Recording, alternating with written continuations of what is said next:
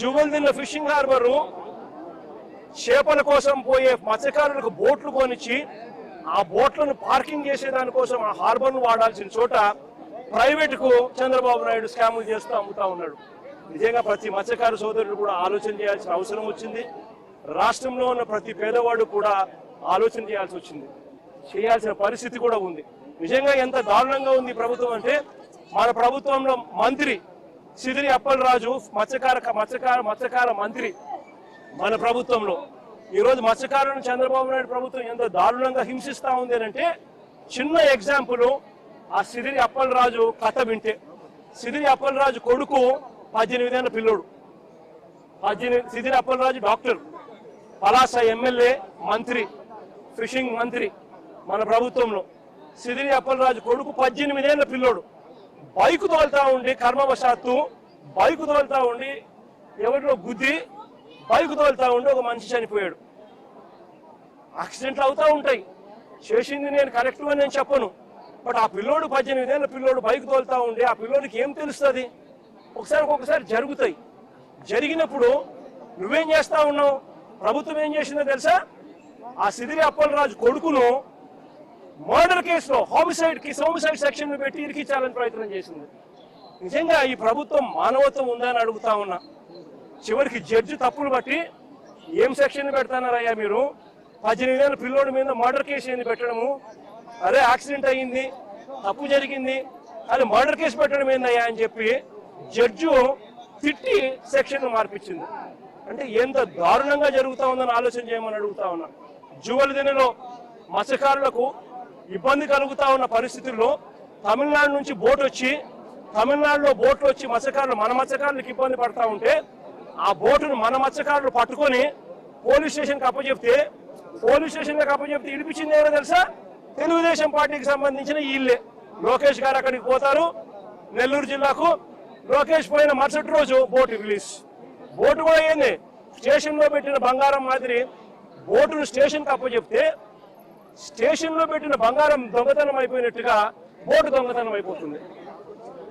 దానికి కారణం ఎవరంటే లోకేష్ తో పాటు ఇంకొక తెలుగుదేశం పార్టీకి సంబంధించిన ఇంకొక ఎంపీ, రాజ్యసభ ఎంపీ. అంటే మత్స్యకారులు అంటే ఎంత విలువ లేకుండా ఉంది అనేది ఆలోచన చేయాల్సిన అవసరం కూడా ఉంది. ఈరోజు రాష్ట్రంలో నిజంగా ప్రతి పరిస్థితి కూడా ఇదే మాదిరిగానే ఉంది. రాష్ట్రంలో ఈరోజు పిల్లలు సంతోషంగా లేరు. ఫీజు రీయింబర్స్మెంట్ అందడం లేదు. ఈరోజు ఫీజు రీయింబర్స్మెంట్ అందడం లేదు. స్కూళ్ళు అన్యాయంగా తయారైపోయాయి. కనీసం గోరు ముద్ద కూడా సరిగ్గా ఇవ్వని పరిస్థితి. పిల్లలకు కనీసం బ్యాగులు బూట్లు పుస్తకాలు కూడా సరిగ్గా ఇవ్వని పరిస్థితి ఈరోజు స్కూళ్ళు జరుగుతా ఉన్నాయి. ఆరోగ్యశ్రీ అనేది పూర్తిగా దారుణమైన పరిస్థితికి వెళ్ళిపోయింది. పేదవాడికి వైద్యం అందక ఈరోజు అప్పులు పాలవుతా ఉన్నా కూడా ఈ ప్రభుత్వం పట్టించుకునే పరిస్థితి లేదు. ఈరోజు రైతు అనేవాడు ఏ పంటకు గిట్టుబాటు ధరక రోడ్డెక్కే పరిస్థితిలో ఇవాళ రైతు అనేవాడు ఉన్నాడు. ఉచిత పంటల బీమా ఎగిరిపోయింది, ఆర్బీకేలు ఎగిరిపోయినాయి. రైతులకు అన్ని రకాలుగా రోడ్డెక్కుతా ఉన్న పరిస్థితి.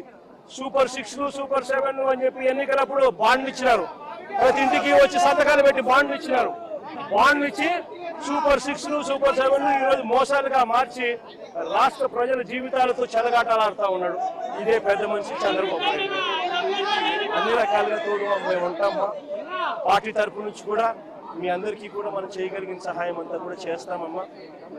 అది ఎక్కువ చేయలేకపోయినా కూడా ఖచ్చితంగా చేసే కార్యక్రమం మ్యాక్సిమం ఎంతైతే మాట్లాడుకొని అందరం కూడా మాట్లాడుకొని పార్టీ తరఫు నుంచి మ్యాక్సిమం నీకు అందించే సహాయం కూడా చేస్తాం.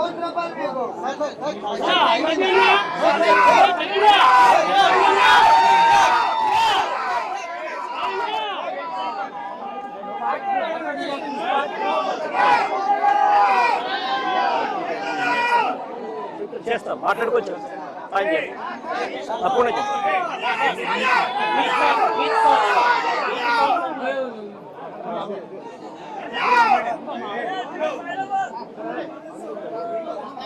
ఈరోజు 4 మాటలు ఇంగ్లీష్లో కూడా మాట్లాడుతూ ఇంగ్లీష్ మీడియా కూడా కాస్తో కూస్తో చెప్పే కార్యక్రమం చేస్తాం. Incident which took place in Andhra Pradesh is the most inhumanitarian incident. An incident which took place where 6 fisherman families have lost their lives while they were in the sea, in spite of repeated messages which were put forth to the officials of the government, yet there was no response. And due to this fact, because these people took so many hours to even look into the matter, forget about response. The incident took place just 10 miles away from